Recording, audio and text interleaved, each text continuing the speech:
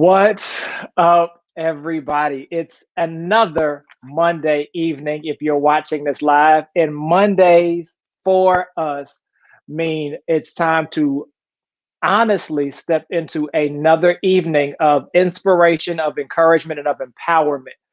Barrier breaking Mondays are nights that are specifically intended to inspire, to encourage, to uplift, and to empower you, the viewer, and then those who you share this with to help them on their journey. Life can be challenging.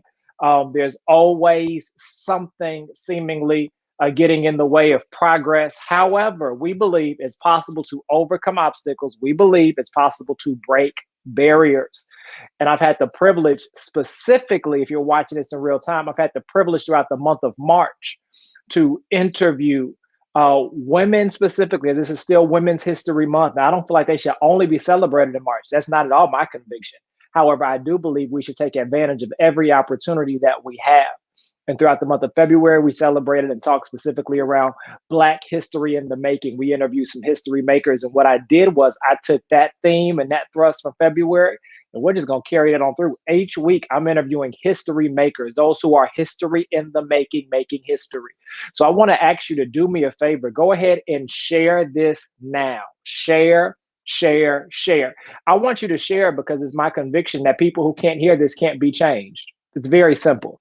Those who cannot hear this, those who do not see this video, do not have the same opportunity that you do for change to happen. So if change is going to happen with them, that change is connected to you sharing this. So I want to invite you to go ahead and to share this video. Hit that share button on Facebook, hit the likes so we can make sure that people see it. And if you're watching this on Facebook or on our YouTube channel, I want you to engage in the chat. This is a conversation. This is a discussion. I don't want you to feel like you're just a watcher. You're not just a spectator. I want you to be a participator tonight. Our guest is ready. I'm ready. I'm looking forward to this conversation, this dialogue, and this discussion. Again, for those who are tuning in and may not know who I am, by some chance, I do at least want to introduce myself to you. Do me a favor, type in the chat and let me know that you're watching this, and I'll tell you that I am Teddy Matthews. I serve as the founder and executive director of the Empowerment Foundation, which is an organization that is committed to inspiring, empowering, and encouraging others. We are all about what it means to uplift, to raise leaders, to create another degree of social development and raising human capital toward what it means for us to ultimately step into the purpose we were created for. Some of you all know me from another realm of life, which is where I lead a spiritual family called Empowerment Church. But ultimately, my conviction, my calling, my purpose is life change and life transformation. I want to help people move from where they are to wherever they can be. And so Monday nights are a time in which we spend focusing on overcoming obstacles and breaking barriers in life. And so tonight I have a very special guest that I'm looking forward to digging in. I'm going to tell you something that I do have coming up that I think is critically important, especially if you're in the proviso-led area. Empowerment is leading the charge this weekend. As we know, we've been in a global pandemic that's lasted a little over a year now, and I don't know when the end is coming. If we could just be honest, we may see some glimmers of hope in the future, and we know where we keep our trust. But in the middle of all of that, our commitment through all of our channels at Empowerment has been to serve people no matter what and to reach as many people as possible while we serve them. Well, this upcoming weekend, if you're watching this in real time, is Easter weekend. And what we're doing is normally every year we do something called Easter Fest. And because of the pandemic, we have a resolution. It's part of my life's blood. It's my life's declaration is that we don't make excuses, we make adjustments.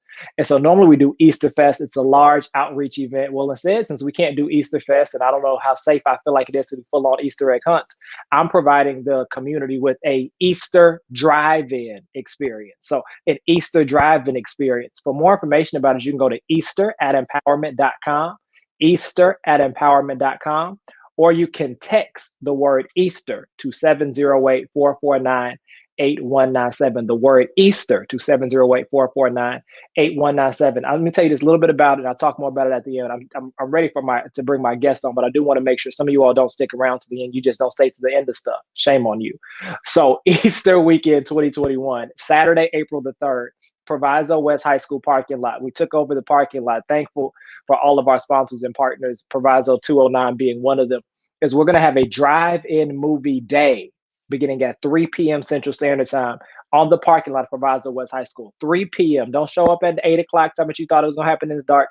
We have a screen that's prepared to serve you in the daytime. Bring your kids out, bring your family out. We have anything you could think of that will be there to make this a quality and a high class Easter experience. Everything from bunnies to candy to baskets for you, for your family, for your friends. If you're in the local community, I would love for you to come out. You just show up.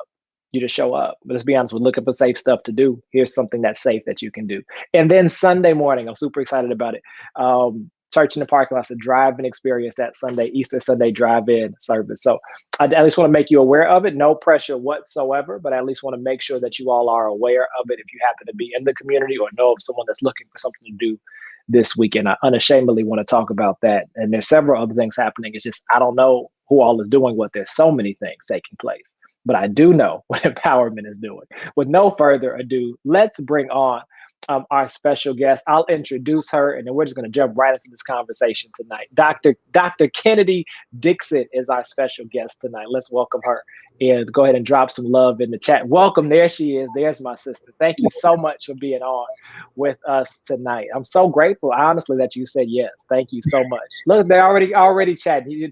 How you inspired people to be the best version of themselves. I love it. Oh, this is going to be awesome. This is family. So it's family. I'm just excited to be here in my own community. Just excited to be here. I see somebody already that I know. Thank you so much. I'm excited you all are here. Absolutely. Well, and that's what you said. I love that you said that. This is what one of my convictions is that we have individuals and influencers who are making significant difference. And most of the people who I feel like I have that family blood, that familial relationship with, are those who are honestly champions of other people, who overcame obstacles to help others overcome obstacles. And so what I look forward to about tonight is what I believe the bits I've heard about your story already and the things I heard about you prior to us talking was just your commitment and your convictions to serving the local community, homegrown, what it means to come back, give back, believe in it, and represent strong. You represent so many things, so many people, so many organizations. I'm going to go ahead and introduce you tonight because I'm pumped. And if I don't read this, I'm going to start making stuff up because I feel like whatever I would say should be part of this bio. So I'm just going to read the bio a bit. We'll have a conversation and we'll jump right in if that's okay with you. This says that Dr. Strickland-Dixon is currently Director of Special Education at Oak Park River Forest High School. But prior to transitioning to Oak Park River Forest, she served as the first African-American Director of Special Education at Maywood District 89 and the Director of Special Education and Student Services at Bellwood and Bellwood School District 88. In addition to her current position as Special Education Director, Dr. Strickland-Dixon is heavily involved in promoting professional development that explores the needs of African-American students in the educational setting, which is key and critical. She's presented at several professional conferences in the area of examining the impact of race in education. She's a guest lecturer at DePaul University, the institution where she received her doctorate in educational leadership. Dr. Strickland-Dixon is currently in her second term of being a board member for the Alumni Council at Triton College. She's on the board of directors for the Mary E. Smith Foundation, which works to advance brain tumor research. I mean, she's just doing it. Dr. Strickland-Dixon is a member of Delta Sigma Theta Sorority Incorporated. She's actively involved in her church, Garden of Prayer Missionary Baptist Church. And despite her tremendously busy schedule, her greatest accomplishment rests with her husband of 23 years, Christopher Dixon Sr., and her two teenage boys, Christopher Jr. and Kyle. No further ado, I'll introduce to some and represent to others, Dr. Kennedi Strickland-Dixon. Good evening, everyone. Again, I'm just so happy to be here. This is family, Pastor Teddy, as I told you. I'm just honored, whenever I can have the opportunity to speak and to talk about the importance of rewriting a narrative. I'm all in. I love my community. To everyone who's tuning in from Proviso Township, Proviso East High School, where we bleed through. If you know me, you know once a pirate, always a pirate. I'm just glad to be here. And I'm so glad to have you. I really am. These weeks have been incredible, and I trust that tonight we're going even higher. So, with no further ado, I'm going to jump right in. So I read your bio, but tell us a little bit about your background, where you grew up, how you grew up. Tell us a little bit more about you. Okay, so my background, I grew up in Maywood. I attended the Irving School in Maywood. Born and raised, I've been a member of Proviso Township for the past 50 years. This is where I've lived my whole entire life. When I talk about my upbringing, as I shared with Pastor Teddy, that people read my bio and they think, wow, she's doing this, she's doing that, but the story that led up to it. And so I want to share that narrative. I share it with the students I work with at my job all the time. I share it with individuals as I'm out speaking and working with teachers. My narrative is this: I am showing you how to rewrite a narrative. I am a first generation college student. I am the product of a single parent home. I'm one of three girls. Despite all of the narrative and all of the things that you hear about single parents, my mother raised three girls to all be college educated. I'm the first to complete my bachelor's degree, then to go on to my master's and my doctorate, first in my family. But let me just tell you, when you look behind those labels and all those titles, right? It's a story, and I will tell you. I grew up single parent home. I grew up poor, and we laugh about it. Like, I didn't even realize how poor I was until I went away to school. And I started seeing, like, man, other people's families will come down for family weekend and all different kinds of things. And for me, as I shared with you, Pastor Teddy, my route, I went to Triton College first, and I want to take a pause right there. And I say that with pride, and I volunteer at Triton, and I'm a part of the alumni council there because that was a place of great awakening for me. That was a place where I was able to mature educationally and be very clear about my role. That was the first time I had heard the word doctorate. I was just really wrapped around some Black folks who had just finished their doctorate, and so they planted that seed in me. So I went to Triton first, and then on my road after Triton, I went to Western Illinois University, where I became a member of Delta Sigma Theta Sorority Incorporated, and I'm still active. I'm with the Glen Ellen Area Alumni Chapter, still giving back. So let me tell you a little bit about that story. As I said, I grew up poor, just, with my mother. God is God of second chances. And so right now, my father is with me. I'm taking care of him in my home. And that's another narrative that I'll share for another day because it's a blessing. So that road was realizing that I didn't have everything that everybody else had. But one thing I did have, my mother poured into us the importance of education. She has a GED. I'm proud to say that. My father has a high school diploma. And in all of that, she continued to pour into us the importance of education. She would always say to me, don't worry about what everybody else has. You're smart. And that's something that can never be taken away from you. And one thing she said to me when I went away to school, and I tell this story all the time, thank God for my church, Garden of Prayer Missionary Baptist Church. When I got ready to go away to school, I didn't even have a way to get to the campus of Macomb. And so my church member drove us one way, me and Mom, dropped us off, and then came on back. And the entire church continued to pray for me. My mother continued to pray for me. I put myself through school, and I want to take just a pause right there. I put myself through school in that I did my bachelor's degree on loans, and I was a resident assistant, and I had to, I stayed at the campus, and I worked during the summers when my friends were all having fun and doing things. I supported myself through college. So that's important. And I say that to say, I tell every young person I talk to, don't let your financial situation define your future. If you have it in your heart and your mind that you want to pursue, trust me, I am a living testimony that God will just give you a bridge at every single point in your life where you thought, I just can't continue on. I don't have the money to do this. I don't have the money for that. Doors just open. So once you have it in your mind and you're very focused on what you want to do, trust and believe me, God will continue to just build a bridge. And I tell the kids all the time, yes, I did my bachelor's degree on student loans because I didn't have that access to social capital. Like, other people had. I didn't have the resources and the networking that everyone had. But to God be the glory, when I did my master's degree, my husband and I worked 2 jobs. He worked in corporate America in the morning, McDonald's at night, mop floors, so that I could do my doctorate, my master's, and not have to pay for it. We didn't have children at the time.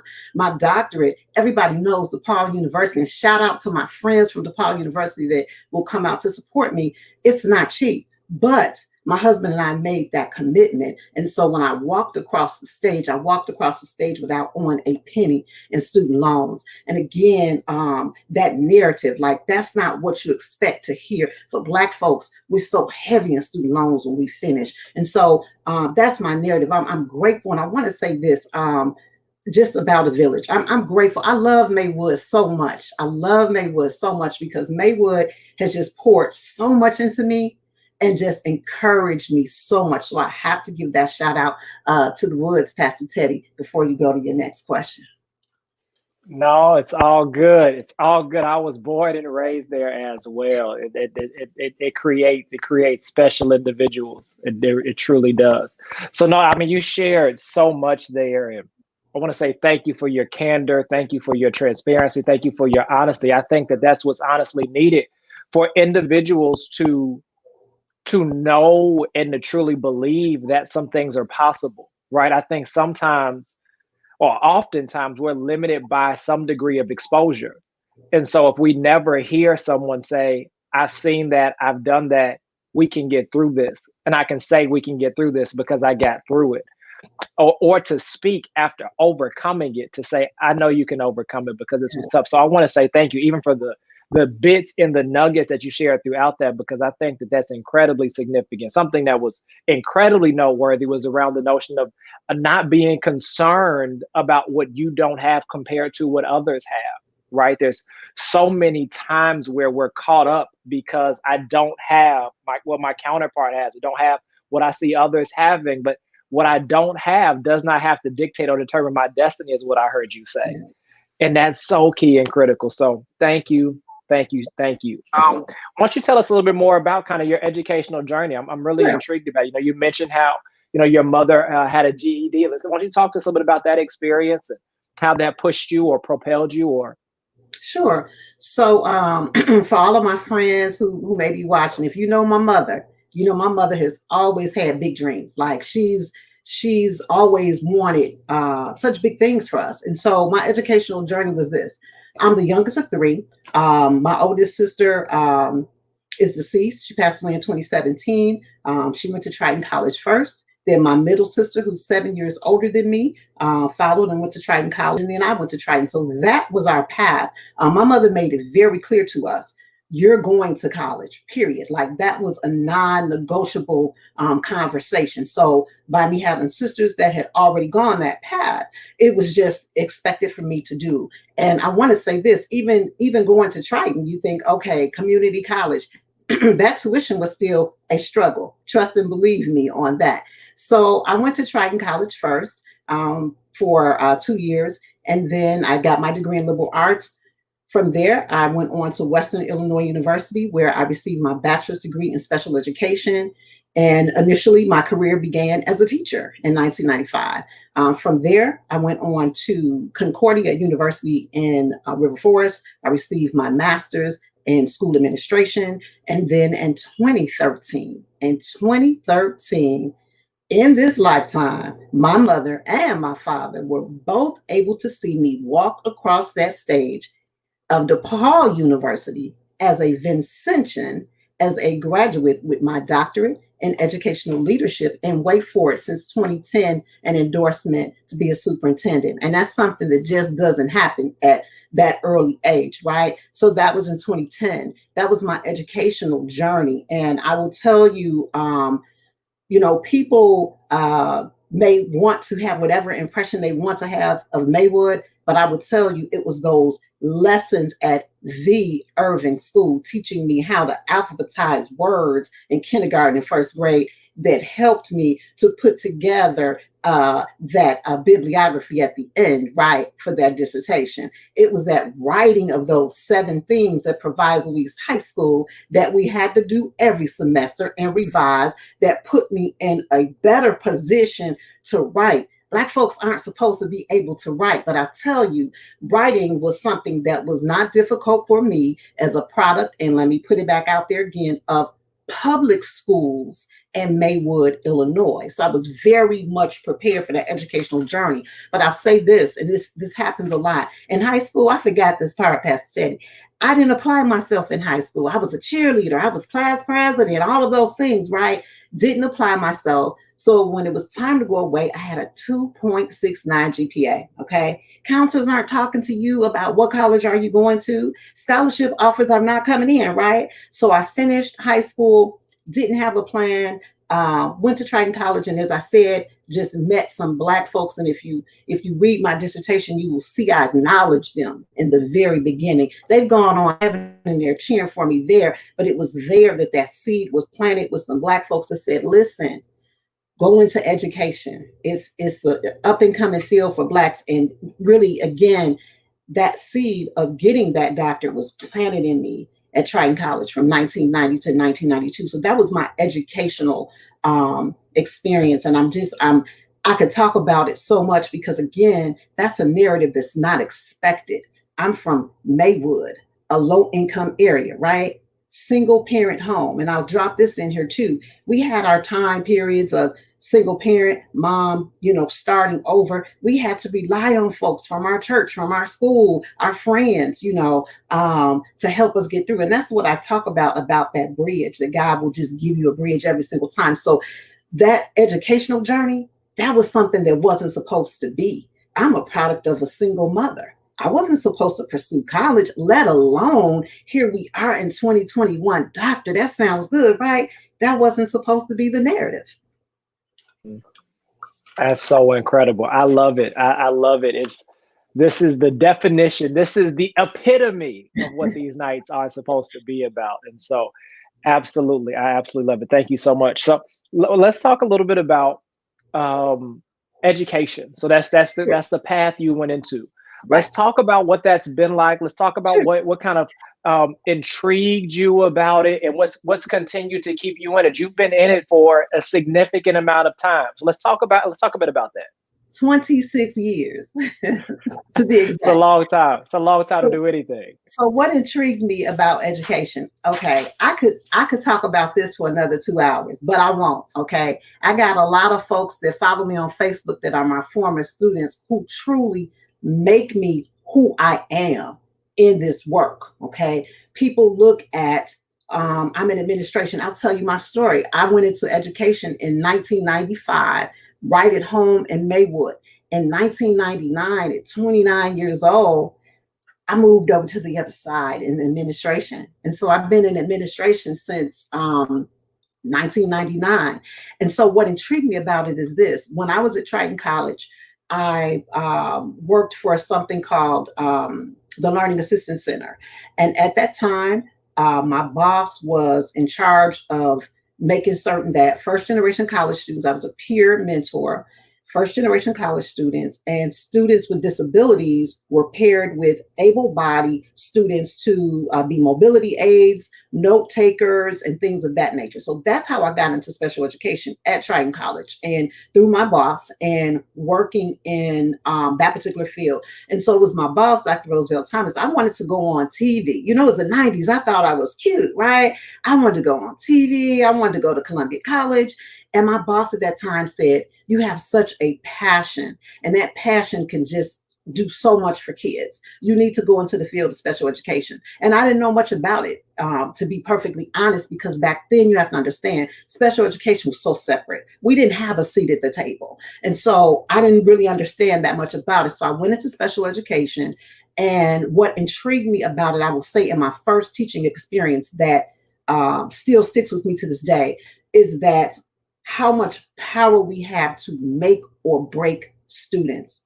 And I learned that in my first year that, man, what you bring into that space, you're either going to build kids up or tear them down. And if you tear them down, it's a lifetime. If you build them up, it's a lifetime. So what intrigued me about special education is the fact that these were kids that folks had just given up on. It's like, okay, we're just going to put you in this little room with 7 or 8 kids. And if I got folks that's following me right now, just my students, they will tell you, I never bought into that. Like, don't tell me, oh, well, Miss Strickland, I did my work. What are you going to give me? I'm going to give you a thank you. That's what I'm going to give you. And then I'm going to challenge you to do more. And I would tell them all the time, you are in here by a choice. I'll tell you something about a lot of our Black boys. Behavior is your ticket in and your ticket out.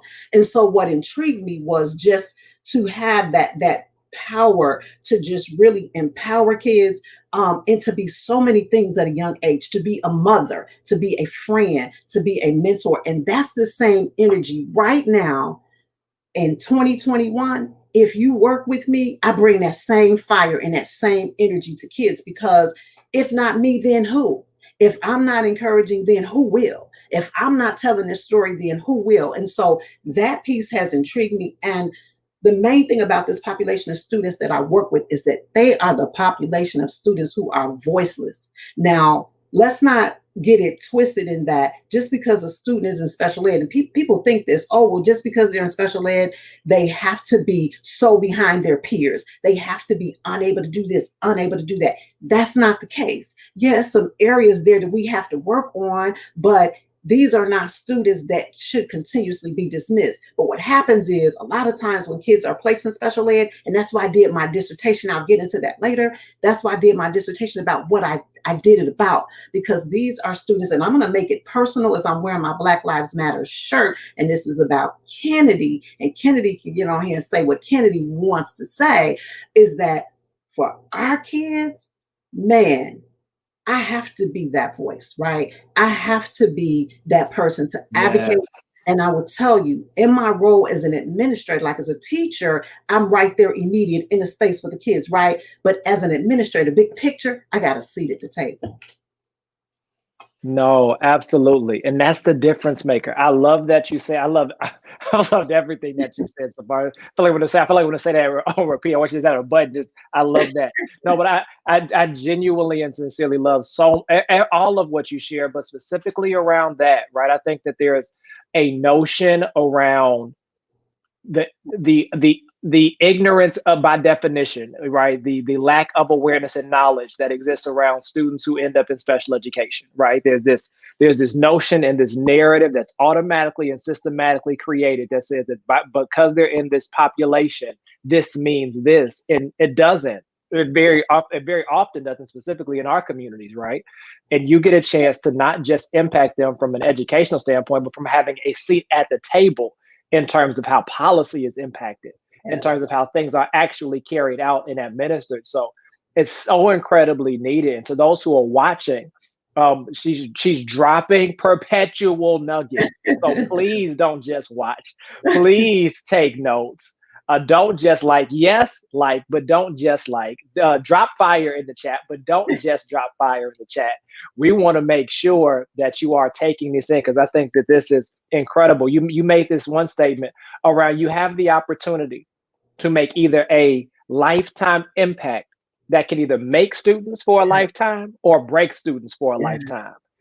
And that's something that those who are in the people business, I'm going to contend, take for granted, is the impact that we can have. And specifically those, I was a youth and young adult pastor for years, specifically with their being able to work within the generation as they're in those formative years. Yes.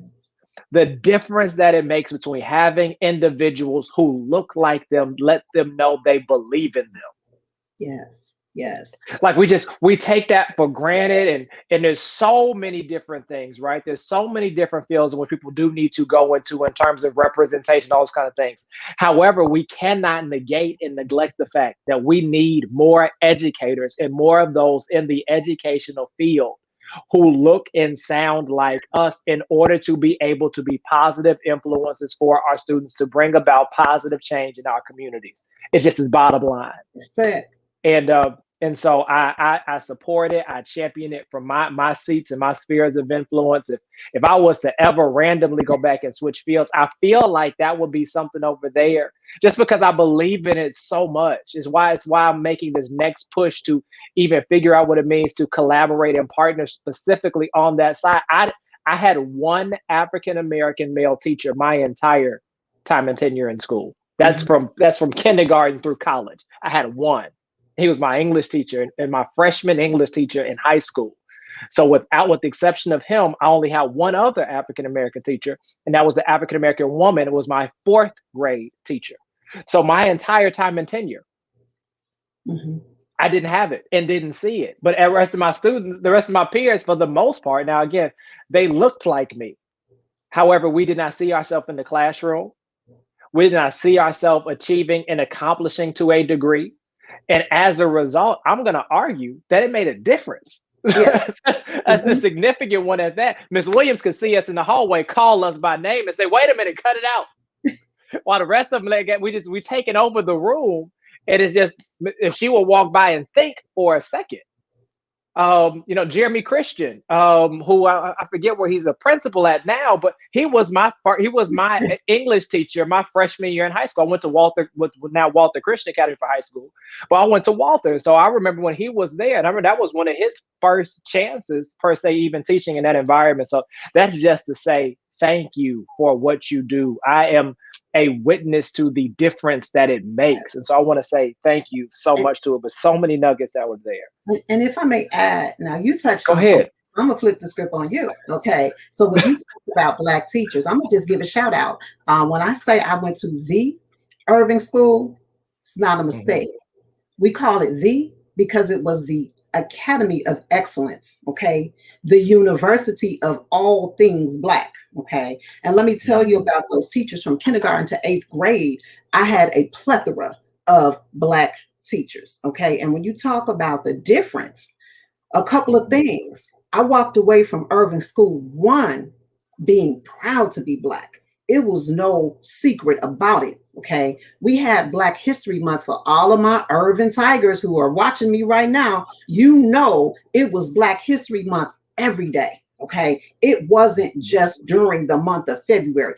When you talk about those things that you were taught, we were taught, yes, Maria Keller, I see you from Irving School. We were taught when you speak to someone, you look them directly in the face. You don't look around, chin up, directly in the face. We were taught how to shake hands, how to interact with people. There were things that we were taught that you are always a representation of this school. We learned this in elementary school. So when you leave here, don't go in the neighborhood acting a fool. You go to Irving School, okay? And so you had those folks who would talk to you, who would discipline you, who would give you that heavy fist, who, see, it was different. Your teachers went to church with you. It was different. Your teachers shopped in the same grocery stores, white way. Somebody feel me on this one. Your teachers live next door to you, okay? So your school was your community. It wasn't just when I'm in school, I do this. I'm always in school because I'm always around people, and people gave you lessons about what it means to be Black and why it's so important that you give your best all the time, not some of the time, but all of the time, because people don't expect our folk to show up. So you got to always show up and be ready. And those lessons, yeah, you drive down 17th now, it looks different. I get it. We'll own that. But right in that space, Adrian Truman, I see you. This has been my friend since 6th grade. Right in that space, you walked away having such a pride and understanding about what it means to be Black and the responsibility that went along with it. That's so incredible. That's so incredible. As a matter of fact, I'm going to stay in this vein. I'm going to go on to my next piece in a second, but if you don't mind, I would love to hear some of your thoughts in this regard. So for one piece of it, for those who are watching it, and some who are familiar, at least with some of the work I've done over the last, probably, it's crazy, I could say a decade of kind of commitment to some of these things now. But one of the things in which I really kind of, when I started specifically old enough to really serve the community, specifically Maywood, we were doing this thing around how radically different would it be if we stopped raising our kids to survive the world and empowered them with this vision to change it. And it was really based around this premise that I heard of the Maywood my mom talked about when she grew up. And I heard about the Maywood that my grandmother would talk about when she moved here from down south. But it wasn't reflective of the Maywood in which I was beginning to see. And so we began to raise this question of what would it look like to empower a generation specifically with a vision to change it. And it was based around the notion of what the great history and lineage that rests specifically within Maywood, but within Proviso Township as a whole. So your doctorate is educational leadership. You have been around for a myriad of time. Here's the question that I want to ask in terms of, it's something you mentioned, I think is near and dear. And that is, there was a time, right? There's this theory of community schooling, right? Of what it means to kind of be in a community school and just like community policing. But from someone from your seat, and when I say your seat, as a Black woman, as an educated Black woman, as an educated Black woman in educational leadership, practically speaking, do you feel like, and I'll be honest, I believe it does, and I think you did, but I want people to hear it. Do you believe it makes a difference on the fact that when we talk about what it means to raise the social and human capital in African American communities, teachers and educators who also live in the communities in which these schools are? Like, there was a point in time I would hear my mother say things like, "No, we couldn't do that because the teacher was our neighbor next door." And again, it doesn't mean that bad people live outside of the community, but is it possible that it was such a difference that was made because of the genuine community that was cultivated? Mm-hmm. When we talk about taking a village to raise a child, if you could just kind of, again, I don't know if I asked the question, but if you could speak to that sentiment.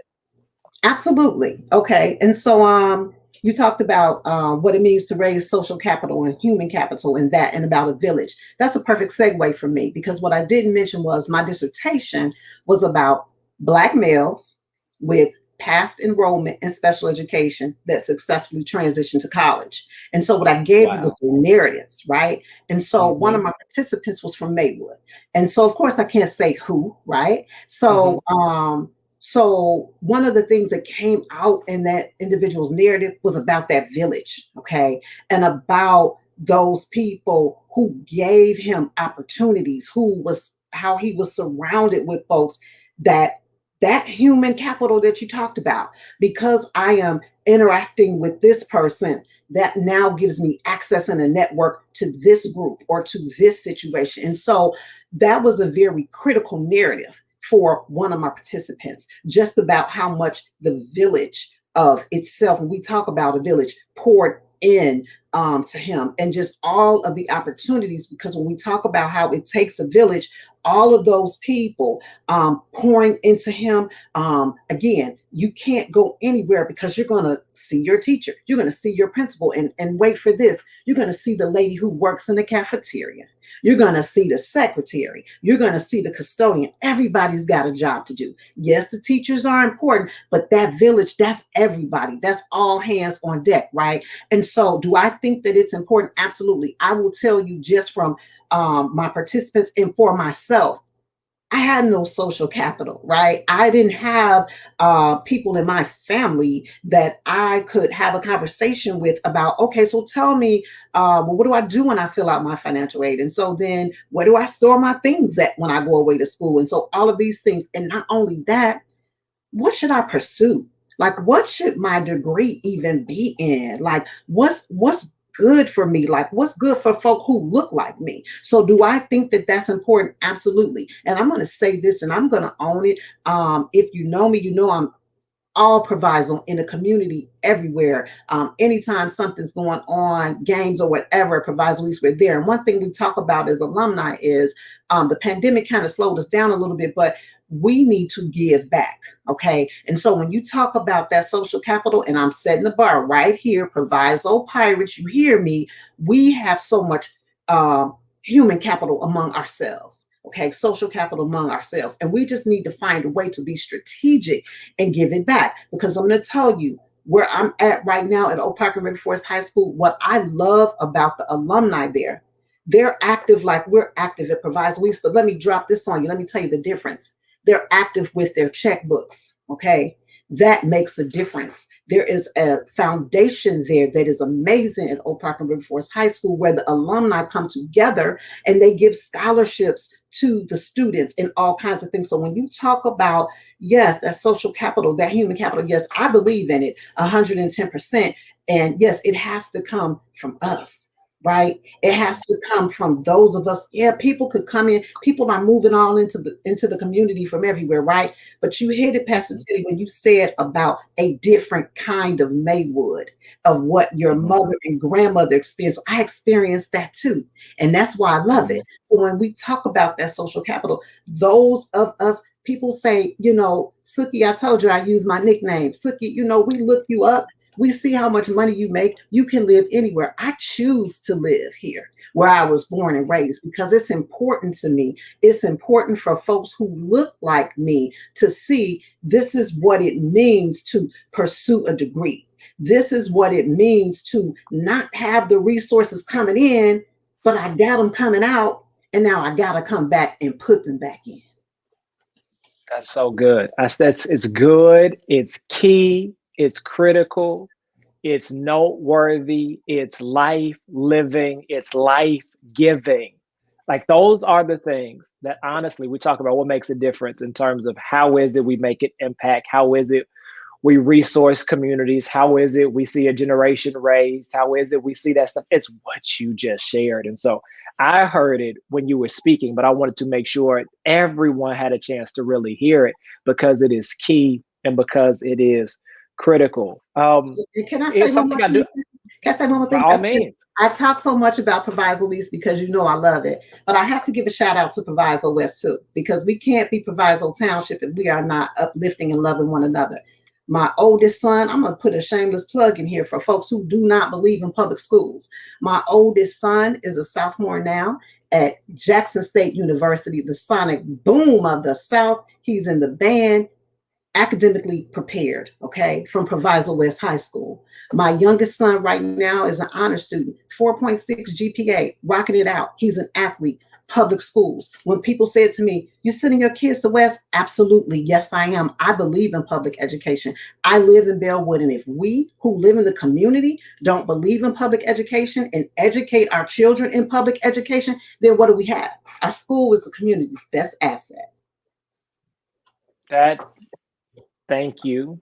It's key. It's critical. And that it's so funny. When those who are on here watch the replay that are some of the educational advocates who are, I don't see some of you all on here right now, at least you're not in the chat. Please, please, please, please know that this is a sister in which you can reach out to help champion the cause. And again, it's been something that's kind of been an undercurrent, if you will, through some of our previous Monday nights in terms of just kind of what it means to really kind of reinvest ourselves, to reimagine, and to really kind of fuel some of the work that needs to be done in terms of really kind of making sure people aren't just giving lip service. It's not what I'm about, at least. It's about making sure we're actually doing the work and being present and being accountable and holding others accountable for those type of things. So I want to say thank you so much for sharing it. We're really kind of approaching our time, but I do want to make sure to at least ask you this. Now, you have accomplished a major feat in your doctoral studies, right? I want to talk about this, but I just want to talk about how incredible it is for you to do it. While it is like that is incredibly noteworthy in of itself, but it becomes even more incredible when you talk about the obstacles and the barriers that had to be broken in order for you to do it.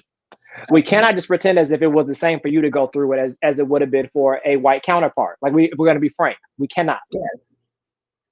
So I would love to hear a bit about that for those who may be watching, that maybe whether they're in the middle of their graduate program or maybe they're pursuing their doctoral studies, just what it's like for and not just an African-American person, not just a Black person, but a Black woman to go through that. If you wouldn't mind, I'd love for you to share a bit of that. Absolutely. I would.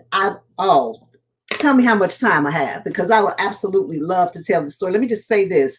Before I tell the story, I want to give 3 quick shout outs to Dr. Horace Hall, Dr. Chance Lewis, and Dr. David Stovall, because without those three, I would not have completed the doctorate. I will tell you, Dr. Hall was my chairperson, but he was my second chair. Okay. My first committee consisted of 3 white middle-aged women who did not understand my topic. I wanted to write about Black males from a resilient perspective and not from a deficit perspective. And so that was challenging to them. And so that first committee, it was a year and a half of them not reading my work, not advancing me. And I'm grateful for Dr. Chance Lewis, who became a part of my committee with that group. And he kept encouraging me, like, Kennedi, just keep writing. I'm grateful for Dr. David Stovall when I had just gotten to the point of just breaking down, like, I just cannot handle this. No, these people are not reading my work. They're not moving me forward. Dr. David Stovall said, listen, you need a new committee. Okay. If you don't get a new committee, you won't finish. So let me tell you, with the first committee that I had, and understand this, DePaul University is a school of social justice, and I loved it. I recommend it to anyone. I love my experience there. But my first committee wasn't for me, okay? And it was a delayed process. It was lots of tears and telling me that I needed to go to the writing lab, right? That I wasn't able to write, that my writing lacked scholarly merit, okay? So I stopped with that committee. I got a new committee, Dr. Horace Hall, who just breathed life into me, who gets it, who understood what I wanted to do, and who pushed me. That dissertation, when the dust settled, was 312 pages. He said, listen, you're telling a story. Black folk, we can't limp into the gate, okay? We have to come in here. If we're not writing about us, and I put this on my page all the time, if we're not writing about us, who will, okay? So what do we encounter? We encounter this conspiracy for you to not finish. We drag out, for Black folks, we drag out the process. We try to put things in your spirit like, you need to go to the writing lab. Oh, I'm not sure what you're trying to say. Oh, your thoughts aren't really clear. That's all a conspiracy. And the conspiracy is to encourage you to quit. And so that's why I volunteer so much. And I go back there and I'm on dissertation committees. And I'm grateful that I'm able to have the opportunity to do that, because I can then breathe life into those individuals who are encountering that. Because let me tell you, that path is different for Black folks and white folks, okay? And for Black folks, it's a lot of stuff we have to figure out on our own. And that's why I'm going to give this shameless plug for Urban Academy of Scholars, me and my business partner, Dr. Pia Scott. And our business is mentoring doctoral students who look like me, because there's a whole lot of stuff that they ain't going to tell you. You got to figure it out on your own. So we figured it out. We're working on some things. We're going to come real soon with a soft launch. And it's all about empowering folk who look like me to finish. That, I'm going to tell you, that journey was difficult. Lots of obstacles. When I started it, I had a 2-year-old and a 6-year-old. Yes, I know, absolutely crazy. I was director of special ed in Maywood, first African-American, by the way. And only, by the way, let's make sure we get that correct too. And so that whole path, it was difficult. You got to balance a whole lot of stuff, your family, your church family, a lot of stuff you got to put to the side. But when you talk about obstacles, Pastor Teddy, I want to be mindful of the time. The obstacle is this: they don't want you to finish. That's so powerful, and it's so true. It's so honest. It's so needed, and it's what I wanted you to share.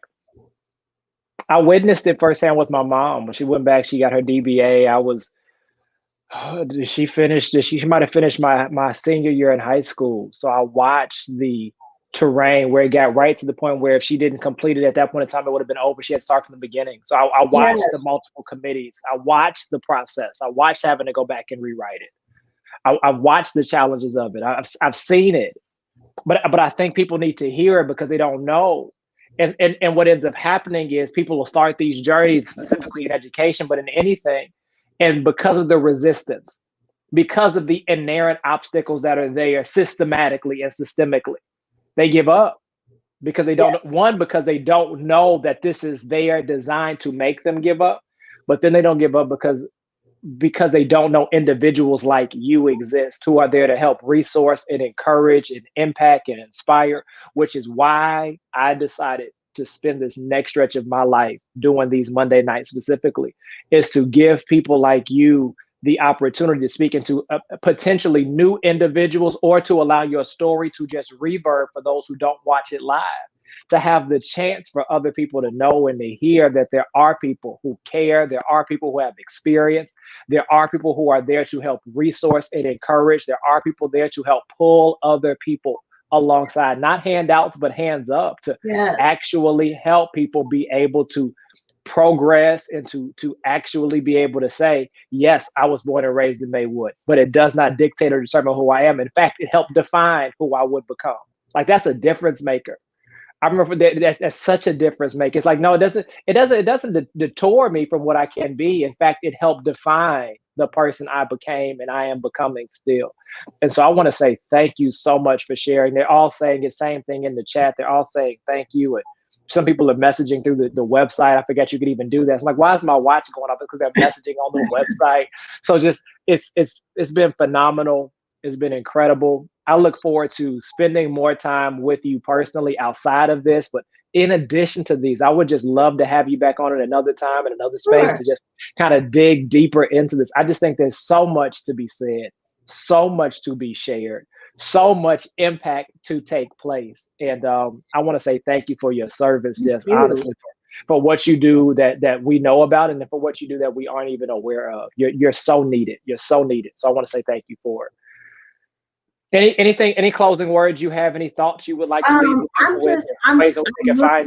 I'm looking at the chats coming in. I'm going to send a shout out to Dr. Cynthia Phillips Broughton right now. I see her with a comment. I'm going to give a shout out to her because she took a chance on me. She gave me my first opportunity to be the director of special education in Maywood, and she has continued to mentor me. I also want to give a shout out to Dr. Philistine Murphy from District 88, who just continued to mentor me. These women, strong Black women, I just can't say enough about them. And in my closing, I just want to say again, I'm everywhere. If you know me, you follow me on Facebook pre-pandemic, I'm everywhere doing everything, but I'm going to leave you with this. I don't care where you go, there is no place like home. And the love and the support that I feel in my own community from my own, at times when everybody else wants to knock you down. Because understand this, just because it says doctor in front of my name and I need that credential for my professional title, not everybody is receptive to that. Let me say that again. Not everybody is receptive to that. But when I'm in my own community, I can just be Sookie. That's my only title, my nickname, and it's great. And I'm going to always be that because that's who I was first before I became Dr. Kennedi Dixon. That's all. That's it. It's a wrap for me, Dr. Ted. It's a wrap. It's a wrap. We're gonna leave it there. I'm not even gonna touch the mic. For more information about Dr. Kennedi Dixon, you can find her and follow her on the social media pages. She is there. She's present and active. I love following you and keeping up with you on there. So I want to say thank you for it. And again, we just want to make sure we mention this for those who may be watching. If you have small kids, if you have just a family in the community, if you're watching this live, you're watching this on the replay. Thank you for watching this on the replay. Share it. But if you're watching this live, I do want to also make sure to mention again, there's so many things happening across our community, but one of them is going to be this upcoming weekend where we're hosting Easter at Empowerment. It's a drive-in experience. Drive-in movie day for the kids and families. Yes, again, many families are looking for things to do during this time. We're serving people as best as we can. Information can be found available at the link they're making available for you. Thank you again, Doctor. I sincerely appreciate it. We're going to go ahead and end this live tonight. And you all do me a favor, make sure you share this. I feel there was so much that was shared, so much I believe could richly benefit people. And here it is. It's not for you to determine whether or not someone else will benefit from it. Don't say no for anybody. Share it.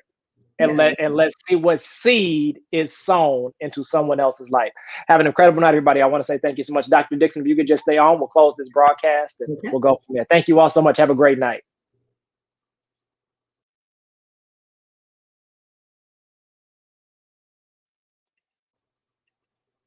Thank you